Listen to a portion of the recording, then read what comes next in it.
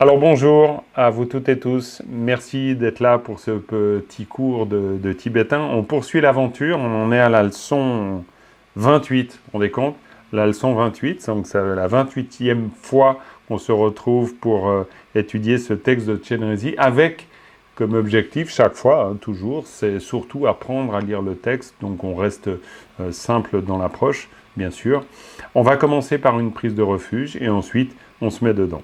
Je récite qu'une seule fois la prise de refuge, comme ça on ne prend pas trop de temps, on en garde pour le cours. O sangye chodong tsoge chonom lai changchom parato dane japsuaj dage jen tsoge pe sonong rola pentre sangye drom parai sho.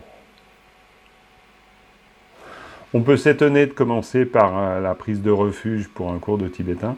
Je dois dire que maintenant, j'ai souvent vu des réunions, par exemple, dans le monde d'Ala de Dakpo, qui commencent par la pratique du cours, par la récitation du refuge, voire même parfois par un début de pratique de Chenrezig et qui se termine par une pratique de Chenrezig, la conclusion.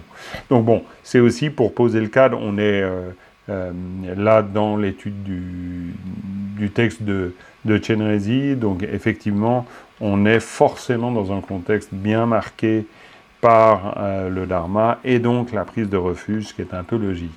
Et là, d'autant plus marqué par le dharma, c'est pas d'autant plus avec la prière de Pema Karpo, mais ici, on est toujours avec cette prière de Pema Karpo, donc la 6e strophe, on est au cœur de la représentation bouddhiste de l'existence avec les différents mondes.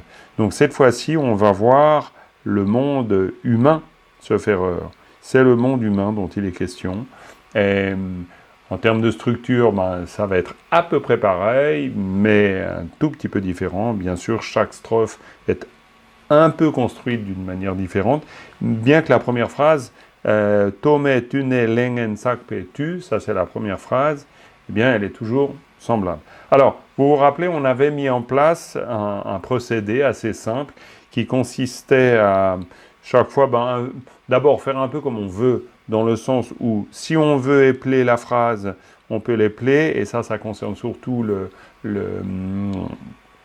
l'analyse. Si on veut la lire directement, on la lit directement.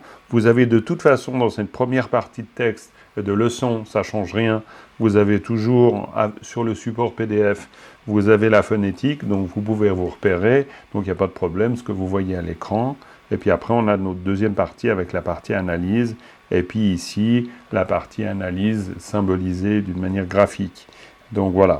Alors maintenant, peut-être, je ne sais pas, on pourrait aussi imaginer, je suppose que vous connaissez bien cette pratique, il n'y a pas de doute, mais il peut y avoir quelqu'un qui a envie de lire d'abord cette strophe. On va faire ça, c'est pas mal. D'abord, on fait une lecture de la strophe, et puis ensuite, on rentre dans l'analyse. Comme ça, tout de suite, je trouve une victime, mais une victime qui s'annonce elle-même, donc c'est parfait, c'est parfait. Moi, je peux me sentir tout à fait confortable.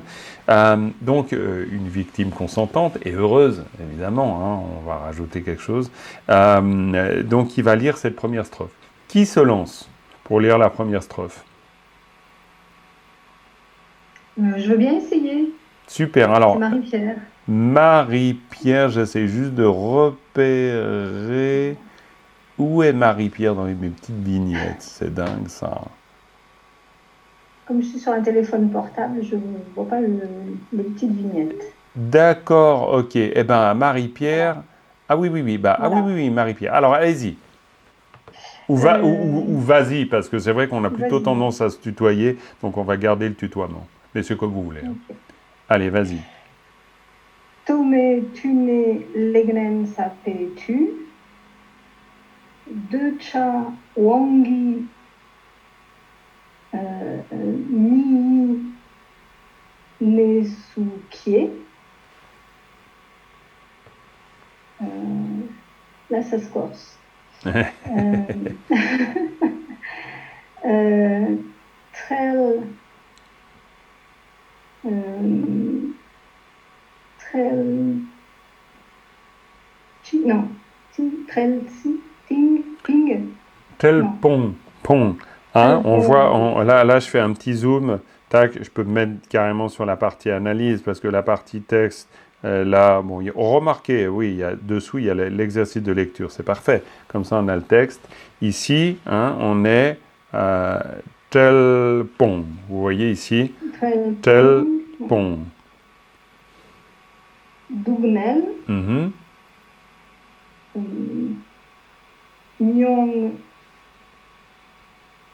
Nyongwe. Sem Chennam. Parfait. Très bien. Tel pong dungel nyongwe sem Chennam. Tel pong. Hein, on a tel pong. Juste, j'en profite au niveau du son. Vous voyez ici, c'est vraiment, même si on aura tendance à penser que ici c'est un ba, mais en fait c'est un pa. Et donc quand le son pa, quand la lettre pa n'est pas préfixée, ce qui est le cas ici, eh bien on dit pa ratata dembutel à tel. Donc elle est légèrement expirée en tirant vers le bas. Tel pong. Par contre ici, panaro ponga pong, hein, pong. Ça, c'est expiré haut. Hein. Voilà, ça, c'est des détails. De nouveau, c'est le fameux millefeuille. Millefeuille dans le sens où on peut parfaitement avoir un niveau de lecture tout à fait satisfaisant, comme là, par exemple, pour toi, Marie-Pierre. Après, on peut décider de creuser et puis d'être de plus en plus précis dans la prononciation des lettres et des syllabes. Mais il faut toujours viser un premier objectif qui est déjà la possibilité de lire. Mine de rien, c'est déjà bien. Donc, ici, tel pong dungel nyongwe sem Chennam. Parfait. Ok. Et puis alors la suite et la fin. La suite, donc, Shincho, Dewa Chen, Tu Kiwarsho. Parfait. Shincho dewa chen tu kiewar sho ommani pemehun. Et puis voilà, c'est une belle prière, hein, avec une belle mélodie dans la pratique de Chenrezig, vous savez. Donc voilà, magnifique. Très bien. On essaiera, peut-être j'oublierai d'une fois à l'autre, mais ou en fonction des envies, ça peut changer. Mais je pense que c'est pas mal d'abord, effectivement, de se mettre un peu dans la sonorité de cette strophe. Tome tune lengen sakpe tu, de cha wangi mi nesu kye, telpong dungel nyongwe semchen nam, shincho dewa chentu kye wara sho. Hein? Si vous faites un exercice de lecture, là, ce que je viens de vous faire, c'est simplement de vous montrer, on pourrait dire, ce qui pourrait être une forme d'objectif. Vous pouvez en avoir un autre. Mais une lecture, un exercice de lecture devrait vous mener petit à petit. Mais ça, c'est pour vous, si vous avez envie de le faire, l'exercice de lecture. Vous avez tous, a priori, suffisamment un bon niveau pour lire, mais vous pouvez de temps en temps vous entraîner. Vous prenez une strophe, c'est d'ailleurs pour ça que sur les supports, il y a chaque fois la possibilité d'avoir l'exercice de lecture. Vous avez le texte sans rien, sans aucune annotation. Puis vous faites comme ça. Tome, tune, lengen, sakpe, tu. Mais avec la rythmique. Ça, c'est très important. La rythmique, c'est important parce que c'est elle qui va vous donner la fluidité de la lecture. Pourquoi ? Parce que sinon, le cerveau, il s'arrête, puis il dit « Tome, tune, lengen ». Alors là, si vous faites comme ça veut dire que vous êtes en train de réfléchir en regardant la syllabe. Ce qui est complètement normal et compréhensible. Mais du coup, si vous prenez l'habitude de ça, eh bien, vous perdez la possibilité de développer une forme de fluidité. Donc, vaut mieux carrément, quand vous faites cet entraînement de lecture, lire très lentement, mais d'essayer tout de suite de placer la rythmique pour développer la continuité. Donc, la fluidité de lecture. To, me, tu, ne, lengen, sak, pe, tu. Même si c'est long comme ça. Parce que du coup, ça veut dire que vous forcez à... Quand vous dites « tome », tu as déjà le temps avec les yeux d'aller glisser sur la deuxième syllabe. « Tome, tu, ne, lengen, sakpe, tu » par exemple. Hein? Voilà. Ok, on va pas faire plus long sur la lecture, parce que vu que maintenant il y a un groupe de lecture, eh ben on va faire de la lecture avec le groupe de lecture, et puis de l'analyse de texte ici. Mais comme ça, on se l'est mis dans la tête, un peu, d'une manière sonore.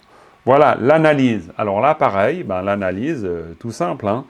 Quelqu'un prend une phrase, et puis tâche de me dire à quoi correspond. Alors là, vous n'avez pas reçu le PDF avant, je m'en excuse, mais bon voilà, pour les raisons que j'ai invoquées. Mais maintenant, on va tout simplement, là vous l'aurez après, ça sera un rappel de l'analyse, ici, graphiquement, hein, d'accord. Mais on va y aller à la hussarde. Non, pas à la hussarde. On va y aller, non. On va y aller simplement, voilà, dans l'immersion du texte. Qui se lance sur la première ligne pour faire une petite analyse de derrière les fagots? Voilà. Vous attendez pas que je vous désigne quand même. Allez, ouvrez votre micro. Qui se lance? Non, mais c'est pas vrai. Mais je suis sûr que vous en mourrez d'envie. Bon, ben, moi, je veux bien, là. Eh ben, bien sûr. Vas-y, Isabelle. Non, mais quand même. Surtout que j'avais loupé l'avant-dernière. Bref. Ah ben alors, voilà. Allez, vas-y, Isabelle. Alors, moi, je propose TOC. C'est une croix, enfin, comment dire, oui. Ouais, très bien. Mais une particule, parce que mais, c'est une négation. Oui, on peut considérer éventuellement mais comme une particule. Disons, là, on frise le code quand même. Hein. C'est un peu capillotracté, on va dire, dans le sens où mais c'est plutôt un auxiliaire. C'est un auxiliaire verbal, hein, clairement. Mais c'est quoi? Mais c'est quoi? Bon, mais c'est la négation. Ouais, mais c'est la négation dans la forme. Est-ce que c'est une contraction? C'est pas une contraction? Pourquoi on dit mais? Mailleux. Ah ouais, mailleux, très bien, Florence, j'ai entendu Florence. Ah ah, elle n'a pas pu garder sa langue. Oui, oui, eh bien, mailleux, tout à fait. Mailleux, ça donne mais. Oui, c'est le Yes. La forme affirmative, c'est? mailleux. Non, la forme affirmative. Yeux. Très bien. Ouais. La forme interronégative, juste pour voir. Hein. Ça, je ne sais pas. Mépé. Mépé. Hein, par exemple, mépé. La forme négative, ça dit quelque chose? Mais. Hein? Donc, voilà. Mais est-ce qu'on peut dire mailleux ou jamais? C'est toujours mais. Bon, alors jamais en tibétain, là, c'est pas moi qui vais vous dire jamais. En général, on dit mais allez savoir. Il y a peut-être des régions où on dit mailleux, hein. J'en sais rien du tout. Le tibétain est un peu comme l'italien, c'est-à-dire l'italien, si vous allez en Italie, dans chaque région, il y a un dialecte, et les gens, ils le parlent, ou si c'est pas complètement un dialecte, c'est une manière de parler l'italien assez différente. Au Tibet, c'est pareil. La France, c'est aussi, mais beaucoup moins marqué. C'est-à-dire il y a une grande standardisation, à part les accents, il y a une grande standardisation quand même, me semble-t-il. Je ne dis pas que c'est de la science dure, là, mais il me semble quand même, en gros. Le Tibet, alors là, entre le Ladakh et le Kham, ça s'écrit pareil, ça se prononce vraiment pas de la même manière. Hein. Et puis il y a carrément des fois des mots différents. Bref, donc ici, Tome, très bien. Et Tome, si ça c'est donc une négation, juste pour Tome, ça serait la négation de quoi donc dans ce cas? Tourner. Ouais. Mais c'est la négation de to. Ouais, et to. Ça veut dire. Alors to, c'est le début. C'est voilà, le début. Alors, donc c'est son début. Oui, son début. C'est pour ça qu'on va arriver à la formule Tome tune. Tome tune. Qui dira bien sûr depuis des temps sans commencement. Mais donc littéralement, to, mais, ça veut dire qu'il n'y a pas de début. Il n'y a pas de début. Il n'y a pas de début. J'en profite pour vous dire que du point de vue de la construction, ici on voit, c'est, voilà, tac, un mot, plus l'auxiliaire, d'accord? Et puis vous avez formé votre phrase. C'est-à-dire que l'auxiliaire, ce que je veux dire par former la phrase, c'est que l'auxiliaire, il est toujours à la fin.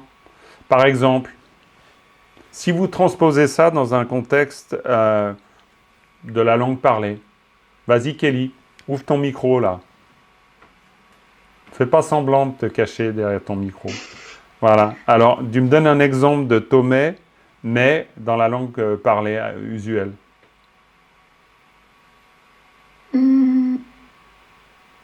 Là, tu me prends de court, j'ai pas d'exemple comme ça là. Ok. Alors, est-ce que quelqu'un en a un? C'est-à-dire une transposition, vraiment, quand je dis transposition, ça veut dire même structure, mais dans un contexte habituel. Mais exactement même structure que ça. Même structure que ça. Ok. Je vois que ça patine. Alors, oui, j'ai entendu un petit frémissement. Choumé. Très bien. Choumé. Choumé, par exemple. Choumé. Choumé. Et choumé, ça veut dire quoi? Alors, je sais plus, chou, c'est pomme. Ah non, alors non, là, non. Non, là, tu viens de dire que tu n'as pas d'eau. Tu viens pas de dire que tu n'as pas de pomme, là. Pas d'eau, pas d'eau. Hein, tu n'as pas Choumé, d'eau. c'est l'eau. Voilà. Mais quand tu dis choumé, ça veut dire j'ai pas d'eau. Je n'ai pas C'est-à-dire d'eau. que, rendez-vous compte, c'est pour ça que je vous fais juste ce petit aparté, c'est-à-dire qu'en tibétain, quand vous dites choumé ou kushu-me, vous avez dit votre phrase. Hein. Il n'y a pas de fioriture autour. Hein. Du genre, vous avez des pommes? Ah non, j'ai pas de pommes. Kushu-me. Il n'y a pas besoin de dire autre chose. C'est très synthétique, le tibétain, comme expression. C'est pour ça que je vous parle de transposition, parce que ça peut être quand même très intéressant de pouvoir justement, à partir de l'étude d'un texte classique, pour autant que vous soyez curieux de ça, mais je pense que vous pouvez être curieux de ça, c'est de vous dire, bon bah ok, dans ce cas, oui voilà, ok, Tomé, Tuné, bon bah quoi, bref, tiens, ça peut se rapporter à quelque chose. On va voir la même chose avec Tuné. Alors maintenant, vas-y Isabelle, continue. Donc, tu nais. Ouais. Tu nais. Oui, Tu, c'est temps. Donc, on va faire le temps. très bien, impeccable. Et né, c'est une particule ablative. Ouais, très bien.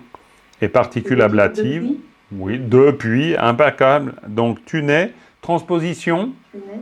voilà, Kelly, coucou, Oui. vas-y, transposition de Tuné, donc ablative, hein. Donc depuis, Tuné, depuis des temps, hein. Donc tu Depuis reprends. d'être ensemble. Voilà, non mais alors ça on est d'accord, mais maintenant Tuné, une transposition simple dans la langue de tous les jours. Ça veut dire quoi une transposition? Du coup, Ça t'as veut une dire. question. Alors ok, non, alors c'est peut-être moi qui te paume dans ma manière de le dire. Donc le but c'est pas du tout de te paumer ni de te coincer. Donc et personne d'ailleurs. C'est l'idée transposition. Ça veut dire que bon, ok. Pour moi, dans toute cette approche, je dis pour moi parce que c'est une question d'analyse et de manière de décider de voir la langue.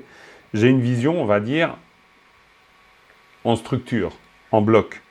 Donc pour moi, Tomé, c'est un bloc. Tuné, c'est un autre bloc. D'accord? Donc pour moi, un bloc, c'est une structure. C'est-à-dire, tac plus tac, ça me fait un bloc. D'accord? Par exemple. Donc ici, tuné, si je transpose, ça veut dire je garde la structure, exactement la même, et je transpose dans un contexte de la langue parlée, un contexte quotidien. Donc, l'avantage, c'est que si j'apprends la structure, je peux switcher chaque fois dans un contexte et dans un autre. Pourquoi j'essaye de vous introduire ça? C'est parce que, en faisant du tibétain littéraire, vous faites aussi du tibétain, par la bande. D'accord? D'une manière indirecte. Et pas d'une manière indirecte, c'est d'une manière directe, vous faites du tibétain, il n'y a absolument pas de doute. Mais disons que vous apprenez aussi la manière dont la langue tibétaine se construit dans la vie de tous les jours. Donc si vous dites Paris naît, depuis Paris, eh ben vous avez votre transposition dans la vie de tous les jours. D'accord? Ou, oui? Est-ce qu'on pourrait dire le Sarné? Oui? Le Sarné depuis le Nouvel An? Oui, né, c'est pas simplement pour le temps, ça peut être aussi pour les lieux. Bon, alors, en l'occurrence, le Sar, c'est le temps, parce que le Sar, c'est une célébration. C'est pour ça. Mais là, tu disais la Sané. Oui, tout C'est à un fait. lieu. Oui, complètement. Donc, Mais on peut attention, oui, oui, oui, donc complètement, complètement. Le nez peut être utilisé pour une borne temporelle ou pour une borne géographique, hein, spatiale. Ça peut s'utiliser dans les deux. Par exemple, on peut dire ce thé provient du Tibet. Par exemple, cha ti, hein, cha di, né. ce thé, hein, cha di, ce thé, cha di, penere. Il est tibétain. Donc penere, quand vous dites penere, ça veut dire il vient du Tibet. Donc là, on est dans une origine géographique, par exemple. Donc on est toujours là, on est toujours dans l'utilisation de la particule nasane. OK? Voilà, tout simplement. Donc tome tune, tout ça pour dire que tome tone, ça veut dire depuis des temps sans commencement. Et on va avancer parce qu'on a quand même passé 20 minutes là-dessus. Bon, alors c'est très intéressant. Ça nous fait voir plein de choses. J'espère que ça vous rafraîchit des choses aussi. Mais voyons la suite.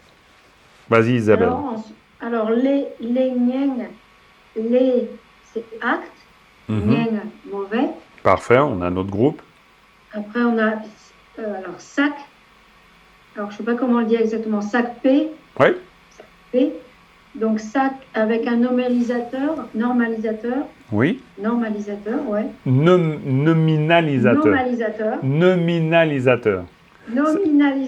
Oui, oui, tout à fait. Voilà. Ça, c'est simplement pour dire que sac, c'est le verbe. Pas, ça veut dire, c'est le participe passé, par exemple. Donc, voilà.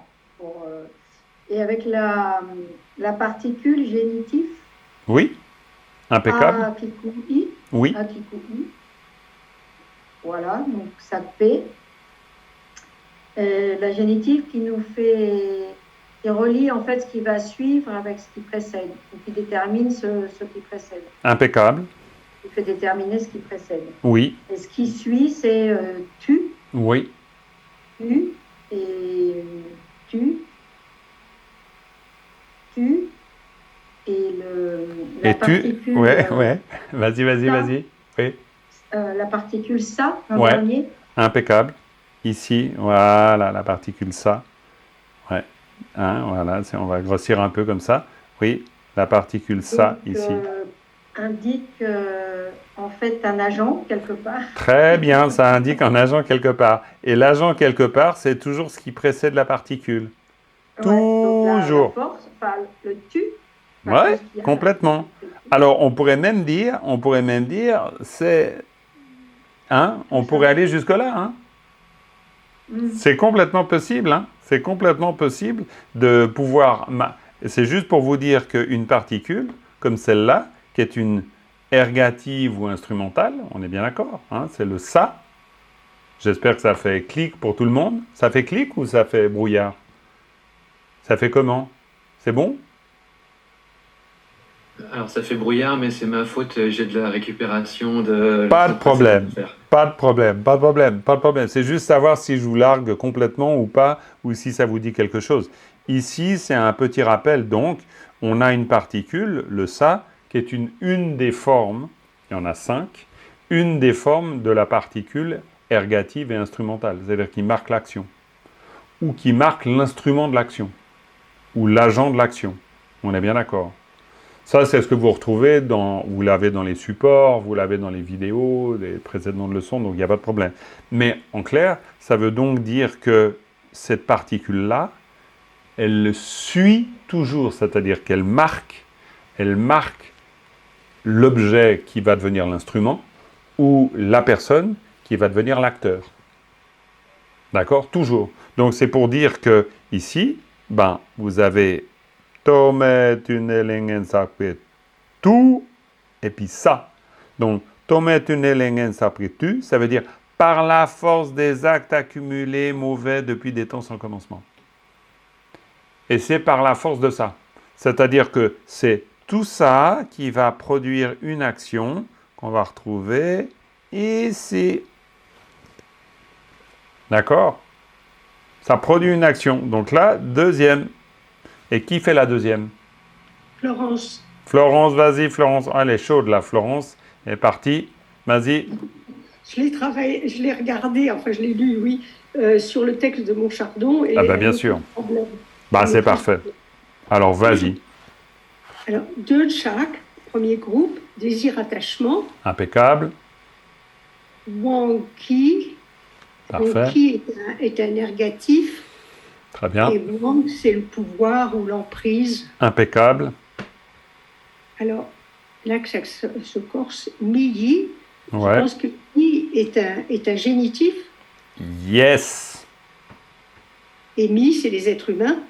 Top. Ne-Su-Kie. Ouais. Donc, Ne, c'est le lieu. Su, c'est la particule oblique. Oui, particule oblique, très bien. Qui indique la provenance. Hop, hop, hop, hop, hop.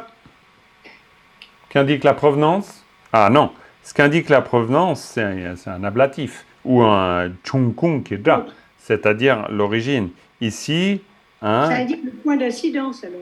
Non? Ouais, c'est très différent. Ça Oui. indique que, en fait, ce qui précède, bah, c'est forcément. Qu'est-ce qui me fait là, cette espèce de truc là? Ce qui précède, c'est forcément un lieu. Quoi, forcément un lieu.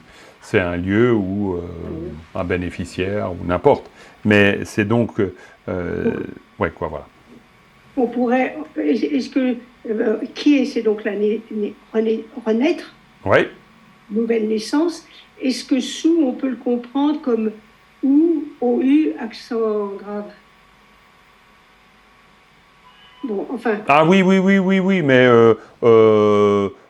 mais on peut très bien dire à du genre, je sais pas, à Montchardon, à Dacpo, ça marche aussi, hein, à accent grave, ça marche aussi. C'est-à-dire, ça marque un lieu, le sous, parce que ici, mais ça va dépendre. C'est pour ça que, quoi, ce que je veux dire, c'est que si on comprend bien ça, mi-iné, c'est beaucoup plus clair. Mi-iné, ça veut dire quoi? Mi-né. Oui. C'est comme être humain. Ah, non. Parce que Nasane, Kaonasane, c'est le lieu Kaonasane. C'est un lieu, c'est un domaine. Kaonasane. Ça veut donc dire Mine, ça veut dire les domaines humains, les lieux humains, les mondes humains. D'accord? Les mondes humains. Tu vois le nez, Kaonasane? Oui. Le sens de Kaonasane, nez, c'est un lieu. Dans les préliminaires, j'ai trouvé Miyi, traduit par destinée humaine. Alors. Et c'est le mot destinée. Alors, ça, c'est typique de... Alors, c'est pour ça que vous vous rappelez mon petit laïus, je vais le refaire parce que je commence à me répéter, donc j'en profite, j'ai une excuse avec l'âge. C'est que, et puis comme ça, il semblerait qu'on apprend bien par la répétition, on m'a dit ça aussi, donc c'est une très bonne chose. Donc, on devient meilleur prof, plus on radote. Donc, donc je radote volontairement en vous disant que le texte a toujours raison. Ce que je veux dire par le texte a toujours raison, c'est-à-dire que quand on fait de l'analyse, tout l'intérêt, c'est pas d'être dans l'élaboration ou l'interprétation, c'est de revenir à la racine même du texte. Et la racine même du texte, c'est de nous dire, là on ne parle pas de destinée, hein. On dit simplement humain, génitif, lieu, lieu des humains, point. Après, vous pouvez dire destinée humaine, si vous voulez faire de la prose française. Pourquoi pas? Vous faites comme vous voulez. Mais ça, c'est un truc de traducteur ou de traductrice. Ça n'a rien à voir avec le texte. La vérité du texte, c'est de dire humain, génitif, donc delta, et puis lieu. Lieu des humains. Point. Donc, renaîtra chez les humains. Ouais, renaîtra chez les humains.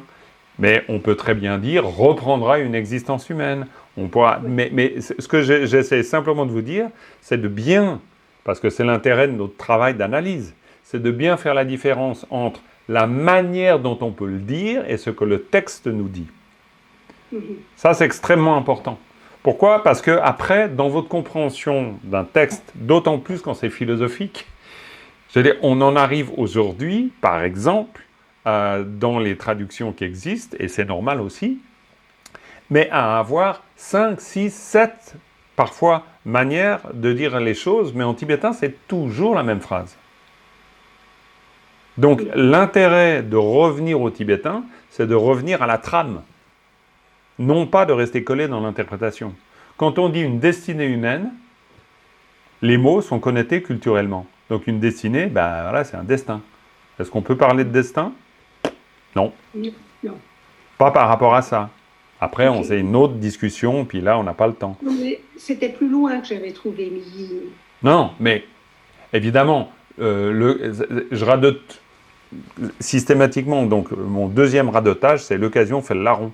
Donc, j'en profite. C'est-à-dire, tu me dis ça, et moi, je me dis, ah, ben, je vais profiter de la possibilité de ramener, là, mon premier radotage. C'est-à-dire, le texte dit la vérité. Quoi, c'est une manière de dire, mais...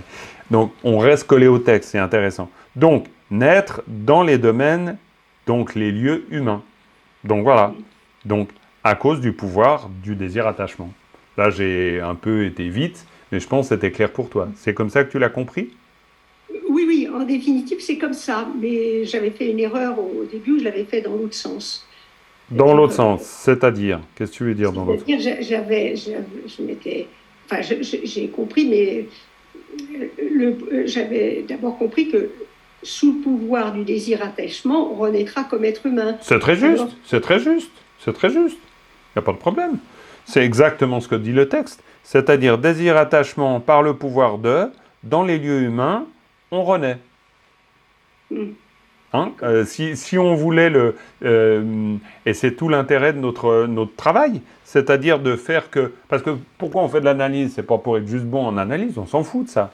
C'est quand même que pour après, quand on lit le texte dans notre pratique tous les jours, imaginons, c'est-à-dire qu'on fasse le lien, c'est-à-dire c'est-à-dire désir-attachement par le pouvoir de, dans les lieux humains, renaître. Et puis que petit à petit, ben justement, de cha wangi mi ne sukie. Parce que là, par exemple, quand je dis la phrase en tibétain, de cha wangi mi ne sukie, moi j'ai une structure et je pourrais l'utiliser dans n'importe quelle situation. À cause de ça, il a fait ça. D'accord? Donc c'est pour ça que en récitant le texte d'une manière consciente, parce que l'exercice qu'on fait là, mine de rien, c'est génial. C'est-à-dire qu'on peut réussir, grâce à l'exercice qu'on est en train de faire de la lecture consciente.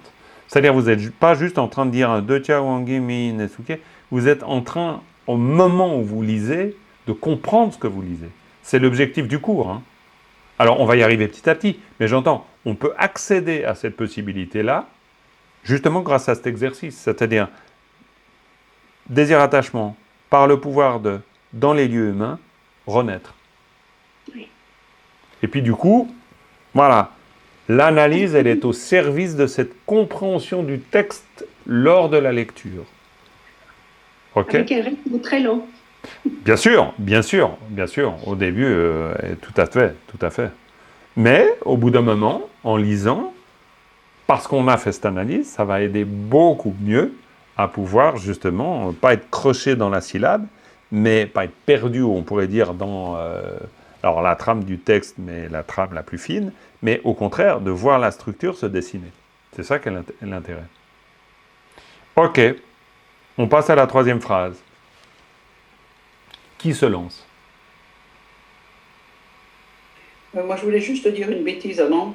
Vas-y, Annie. À propos de désir-attachement, Oui. un moyen mnémotechnique, c'est j'en veux deux de chaque. J'en veux deux de chaque. J'en veux deux de chaque. J'en veux deux de chaque. Ah, c'est pas mal, ça. C'est un joli moyen mnémotechnique, Annie. Ah, merci. Ah, oui. Ça, c'est pas mal. On pourrait faudrait trouver un terme pour dire une madarie. C'est pas, ça ne marcherait pas, mais je trouve que, voilà, de temps en temps, j'aime bien. Ouais, voilà, c'est très, très bien. Alors, oui, j'en veux deux de chaque. Maintenant, je ne vais plus jamais de ma vie pouvoir lire Et oui, ce mot sans que ça me revienne. J'en veux deux de chaque. Alors, l'intérêt de la remarque, merci Annie, c'est qu'on ne sait pas desquels nous parlons. Mais on sait que c'est en tout cas deux. Une ne suffit pas. On parlait des pommes, bien sûr, évidemment. Donc, pas de doute, hein, pour tout le monde. Donc, voilà, très bien. J'adore. De Tchak. C'est très bien. Qui se lance sur la troisième? Ça vous va? Vous comprenez? Vous suivez? C'est bon? Personne n'est perdu? Vous Pour dites, quel hein? point il y a mes mots techniques. Oui. Ah non, malheureusement non. Ok. Alors, tel pont, voilà, qui veut faire? Il y a Sylvie, il y a Dominique, il y a Galaxy, Tabs, A7. Vous pouvez vous renommer, hein, c'est pratique aussi. Hein. Il y a Frédéric, il y a Geneviève, il y a Michel, il y a Samsung SM A525F. Je vous assure que vous pouvez vous renommer. Vous pouvez garder aussi des noms de robots, il n'y a pas de problème. Vous pouvez.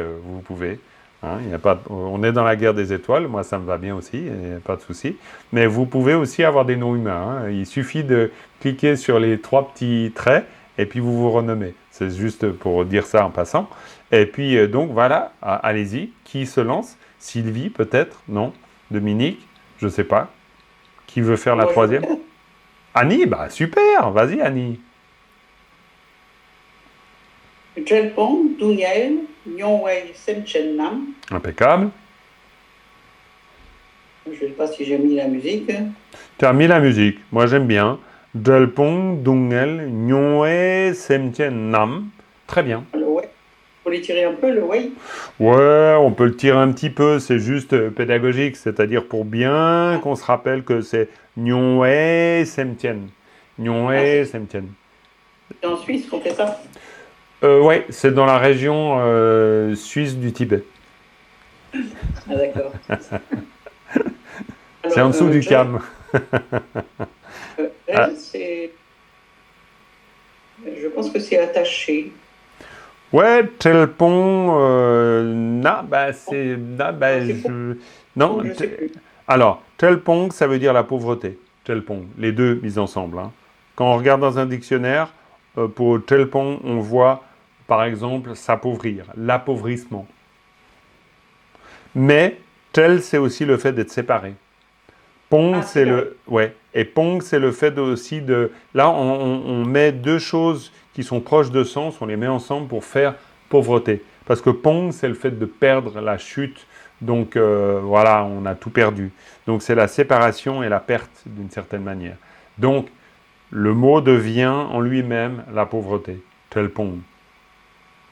Et quel rapport entre ce drell-là et le drell de liberté ou de...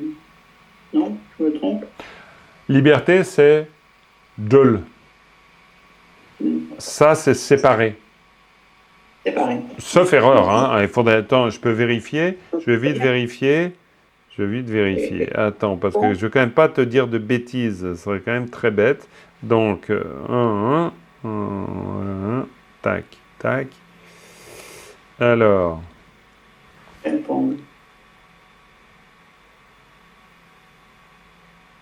Ouais, c'est pas si simple ici. En tout cas, dans ce dictionnaire. Attends, voilà, je vais regarder chez Tony Duff, parce qu'il est toujours très très bon, Tony Duff. Alors, on va voir. Alors, telle loi. Non, c'est intéressant. Comme quoi, merci de me faire vérifier. Parce que ici, c'est étrange ce truc. Moi, je l'ai compris comme ça, mais je l'ai mal compris. Donc, la traduction, en tout cas, qui est proposée là dans l'Illuminator, c'est être engagé avec quelque chose. Par exemple, être telwa dans le sens d'être très occupé. Hein? Telatsapo, par exemple. Telatsapo, c'est une manière en tibétain de dire je suis très occupé. Telatsapo, tu vois, busy, tu vois, avoir beaucoup de travail. Hein? Alors, je ne comprends pas très bien, du coup, bon, je me réserve, hein, mais je ne comprends pas très bien comment on arrive à pauvreté avec le fait de... Je ne vois pas très bien le truc. Mais, par contre, tel pont en soi, ça veut dire pauvreté. Je vais essayer encore. Vous avez 2 secondes? Ouais, vous avez 2 secondes. Sur mon dico, Jean-Marc, Pong, oui. c'est la pauvreté. Oui, tout à fait, tout à fait. Mais c'est la combinaison des deux. On ne peut pas dire engagé dans la pauvreté ou... Non, ça me semble très bizarre. Engagé dans la pauvreté, pourquoi pas, hein, bien sûr, mais quand même, ça me semblerait bizarre. Je regarde si par hasard, mais malheureusement, là, dans l'Illuminator, il ne le garde pas sous cette forme. Tel pont. Non, je trouve pas. Je regarde dans un autre dictionnaire. Alors, panaropon, pont, panasapon, tac. Alors, pont, non, mais pont, c'est vraiment... Là-bas, il y a une autre orthographe, sinon, pour être séparé d'eux. C'est Aoparataja, la gel. Oui, tout à fait. Ça, c'est une possibilité aussi, complètement. C'est pour ça que je ne sais pas s'il faut prendre le tel comme, ce qui me semble bizarre quand même d'être engagé avec, ou effectivement les différentes formes du verbe être séparé. Parce qu'il y a différentes formes. J'ai trouvé, moi, dans mon dictionnaire, Jean-Marc, Oui. affairement et pauvreté. Oui, Affairement. oui, tout à fait, mais c'est pour ça que la combinaison des deux n'a pas beaucoup de sens. Parce que être affairé et la pauvreté, c'est pour ça que Oui. si on trouve, dans les dictionnaires, par exemple, on trouve tel pont comme pauvreté. Ce qui correspond bien hein, à l'idée ici. Et on peut imaginer qu'on est tout le temps en recherche pour combler ses désirs. On se sent pauvre. Alors, oui, on pourrait dire ça aussi. On pourrait dire ça aussi. Ça, c'est une possibilité. À combler ses désirs, ces 3 chats qu'on veut maintenant. Ouais. Non, tout à fait. Ça peut être une possibilité. Mais moi, je continue à penser, un peu comme Thibaut, que c'est plutôt une des formes du verbe être séparé.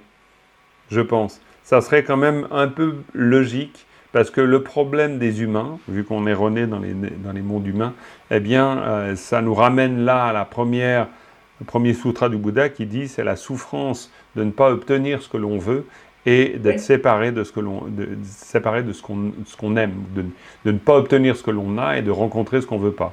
Donc, il y a quelque chose dans l'idée de séparation, je pense, à l'origine du mot. Mais en tout cas, ce qui est sûr, c'est que Telpong, encore une fois, veut dire le fait de s'appauvrir. Alors, ça, c'est toute la difficulté de la traduction.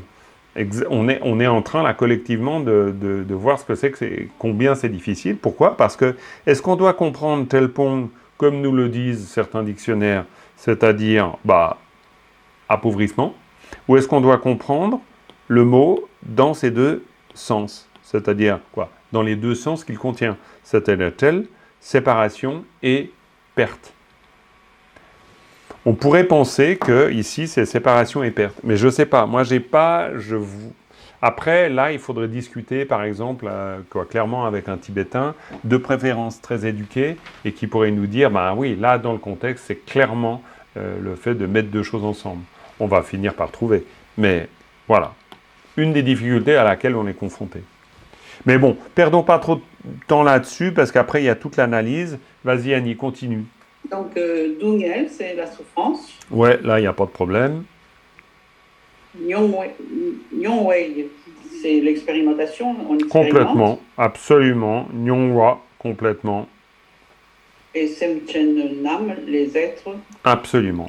Donc, Nyongwe Semchen Nam, c'est quoi ? Nyongwe Les Semchen Nam. êtres qui expérimentent. Très bien, les êtres qui expérimentent, et évidemment, ils expérimentent la souffrance de Telpong. Exactement, la souffrance de Telpong. Et quand vous subissez la souffrance de Telpong, ça déguste, Telpong. Hein? Oui. Parce que de chaque, il n'y a pas, justement. Voilà. Donc c'est toute la complexité de la chose. Ok, très bien. Oui. Drel sans Drengbu, qu'est-ce que ça veut dire? Alors justement, là, forcément, je trouve pas. Problème. Alors, attends. Alors, donc on va, attends, voilà. On va y aller comme ça. Attends.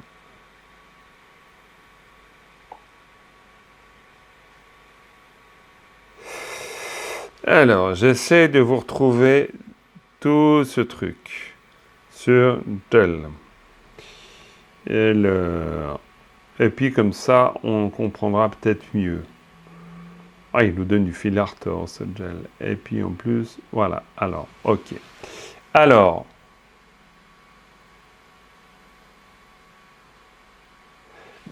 quand il s'agit d'être... Je vous ferai peut-être une note là-dessus, à la rigueur. Pourquoi pas? J'aurais pu la faire, mais je n'ai pas pensé du tout de le faire. Mais comme quoi, c'est très bien d'être dans le contexte là, avec vous. Alors, c'est d'abord un verbe qui peut être donc volitif ou non volitif. S'il est non volitif, alors dans ce cas-là, il y a plusieurs orthographes. Il y a l'orthographe... Alors, c'est pas comme ça, en plus, c'est intéressant. C'est-à-dire que si c'est le fait d'être séparé, alors on est avec un autre orthographe qui sera celui-là. Là, pour le coup, attendez voir, hop, je vais me mettre en bleu, et puis je vais vous l'écrire. Donc, ce sera, j'effacerai après, ce sera Barataja, j'écris pas très bien. Ici. Non, mais c'est parce que sur la tablette, c'est pas si simple. Mais Delois, ça c'est pour le passé. Après, pour le présent, vous rajouterez un AO devant. Et puis, pour le futur, pareil. Donc ça, c'est le mot pour dire être séparé. Hein? Mais il n'y a pas de mot. Non. Alors maintenant, quand on est dans la forme, donc verbe volitif, c'est intéressant. Non, définitivement, je trouve pas. Je pense que c'est... mais c'est dingue ce que ça me donne du fil à retordre, ce truc. Parce que dans la forme volitive, c'est pas beaucoup mieux, du tout, d'ailleurs, parce que du coup, il n'y a pas non plus de Jengbu. Donc, honnêtement, non, il n'y a pas de Jengbu. Donc, franchement, ce verbe... Et sinon, quand on parle du Jelta, la particule de lien, c'est aussi avec un Jengbu. Par contre, il y a un A devant. Genre perdre le lien. Oui, oui, tout à fait. Alors, oui, complètement. Alors, mais dans ce cas-là, comment c'est possible, ce truc? Ouais, je suis un peu circonspect, là, avec cette histoire.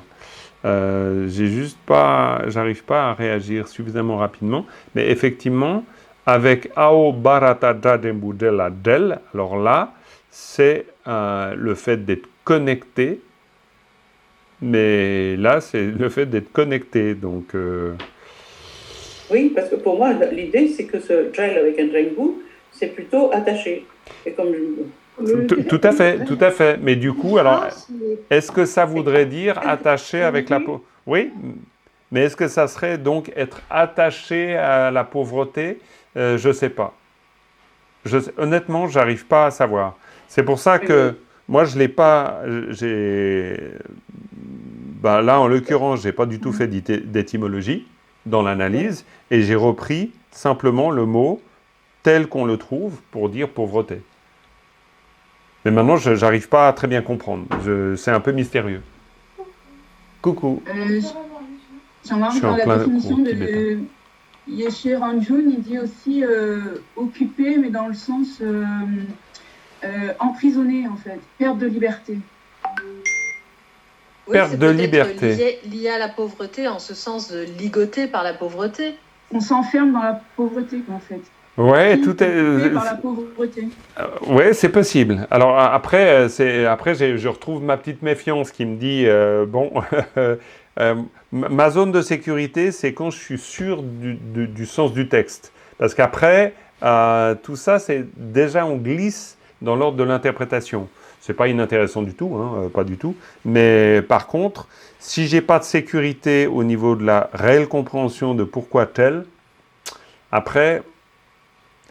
Mais en tout cas, ce qui est sûr, ça c'est sûr, c'est que si vous regardez dans un dictionnaire tel pont, vous trouverez appauvrissement. Ça, c'est sûr. C'est clair. Alors, par contre, ce qui est intéressant, ce qu'on peut faire comme lien, c'est que la mnémotechnique d'Annie est intéressante, donc 2 de chaque. C'est-à-dire que par le pouvoir du désir-attachement, on renaît dans les mondes humains, mais donc du même coup, on se retrouve en fait à vivre bizarrement. Et là, pardon. Oui, c'est ça, on se sent pauvre, même si on en a beaucoup, on en veut plus. Ouais. Et là, je trouve que tout à coup, en lisant cette strophe, je suis même... et pourtant, je l'ai préparé dans l'analyse, il n'y a pas de doute.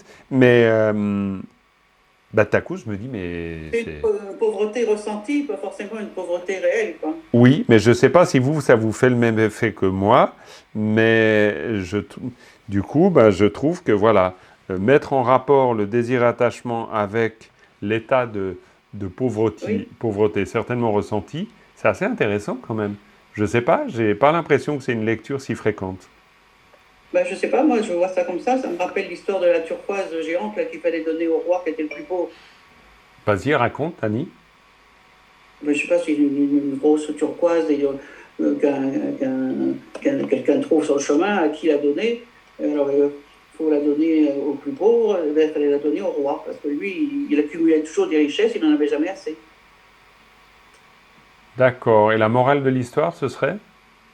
C'est que le roi, même s'il était très riche, il se sentait pauvre. Ok, joli. Et cette histoire, elle vient d'où ? Je ne sais pas, je l'ai entendu raconter, je ne sais plus par qui ni où, enfin, c'est une histoire tibétaine quand même. Hein. Intéressant. Intéressant, très intéressant. Très intéressant. En tout cas, voilà. Donc là, pour moi, c'est un peu... Mais génial, merci d'être là pour faire ce cours, parce que du coup, ça... voilà, ça me questionne. C'est-à-dire de faire le lien entre désir, attachement et pauvreté, je trouve ça... je sais pas si évident que ça, mais c'est intéressant. Et l'histoire là que tu racontes, Annie, c'est une jolie illustration, vraiment. Je vous mettrai sur le site une autre histoire de turquoise. Ah, super. Je sens qu'il va falloir faire un petit blog participatif, ça serait cool, ça. Voilà, Oui, il y a Sylvie. Ah, mais c'est bien, à la fin du cours. Non, mais moi, j'ai pas de turquoise du tout, hélas. Sylvie, vas-y. J'avais une question. Oui. C'est quoi la différence entre Semchen et Semchen Nam ? Très bien. Alors, qui répond ? C'est quand on dit Nam. Attends, pas tous à la fois. Vas-y, Annie. Nam, c'est un pluriel, il y en a plusieurs, quoi. Voilà, donc la différence, tu vois, Sylvie, c'est qu'en fait, Semchen, ça veut dire les êtres. Quoi ? Attention, Semchen, c'est être, c'est-à-dire dans le sens de Semchen. Thibaut, Semchen, ça veut dire ? Les dotés d'esprit. Voilà, Annie était... Non, mais Annie, c'est Calamity Jane. Hein. Attention, elle dégaine très rapidement. Très rapidement. Vous avez intérêt d'être super... Entraînez-vous à ouvrir le micro. Sinon, ça ne va pas le faire. Donc, Semchen Nam, c'est les êtres, c'est-à-dire ceux qui sont dotés d'une conscience. Exactement. Donc, Semchen, c'est doté d'une conscience. Et puis Nam pour dire au pluriel. D'accord ? Donc, ça veut dire celles et ceux qui éprouvent, ici, Nyon et Semchen Nam, les êtres sensibles qui éprouvent. Qui éprouvent quoi ? Qui éprouvent ça. Et puis, la dernière phrase, dites-moi. Je veux bien. Oui, je veux bien, c'est qui ? Evelyne. Evelyne, super Evelyne. Oui. Alors, je lis d'abord. Ouais. Chincho de Wachentu Kiewa Sho. Oui. C'est bon ? Oui. Alors. Très bien. Chincho de Wachentu Kiewa Sho. Chincho de Wachentu Kiewa Sho. Chin, c'est champ ou terre. Ouais. Un champ. Oui. Terre. Cho, c'est suprême ou sublime. Super.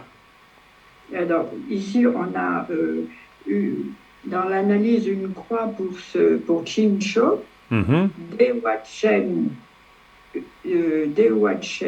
Tu. Non, Dewachen Tu est une particule. Très bien. Le tout est une particule. Dewachen Tu. Qui est voir avec la particule finale du Ra, Sho. Très bien. Kiewa plus Ra plus Sho. Très bien. Et puis alors, oui. On relie cette phrase à la précédente où on parle de Semchen Nam et là on dit puisse-t-il renaître dans le chant ou la sublime terre de Dewa Chen. Complètement. Alors après, Donc, oui, excuse-moi, vas-y, je t'ai coupé. non, je disais, le tout là, est-ce qu'on peut dire dans le chant suprême? Justement, alors c'est là où, alors là, on voit que tu connais le texte, il n'y a pas de doute. Mais alors après, notre exercice par rapport à notre objectif, c'est de dire chant sublime, Dewa Chen en renaître. Voilà. D'accord? Parce que, Oui. en fait, le tout, c'est une particule oblique, et le Oui. tout indique, de la même manière que le la, indique un lieu. C'est-à-dire que ce qui précède la particule, ici, c'est le lieu. C'est-à-dire renaître, Dans. certes, mais en Dewa Chen ou dans Dewa Chen, le chant sublime. Donc quand on lit, ça veut dire Telpong Dungel Nyoe Semtien Nam Shincho Dewa Chen Tu Kiewar Sho. Dewa Chen. Et idéalement, au moment où on est en train de lire, idéalement, eh bien, ok, on y arrive, on comprend ce qu'on est en train de lire, quoi. Idéalement. Mais c'est très bien, hein, chapeau, impeccable. Parfait. J'ai travaillé pendant les vacances. Ah, bah, c'est comme Pas quoi. beaucoup, mais un peu. Non, mais c'est très bien, super, magnifique. Bon, voilà, alors on a fini avec. Alors, la oui, particule sous de tout à l'heure, c'est un lieu sans se déplacer, c'est un lieu étatif, et le tout ici, c'est une destination, il y a un mouvement? non, alors c'est pas forcément la différence. Donc là, tu es en train de me poser la question entre le sous et le tout, c'est ça? Oui. Ok, alors en fait, il se trouve qu'il y a un lien, c'est-à-dire que c'est suraru tu na la tu, c'est les différentes formes de la. C'est pour ça qu'on appelle laten dun, c'est-à-dire les 7 formes de la. Donc suraru tu na la tu. Et il se trouve que certaines formes, dont tu et sous, peuvent s'employer dans la même fonction, c'est-à-dire fonction pour indiquer un lieu. Simplement, à cause de ce qui précède, en termes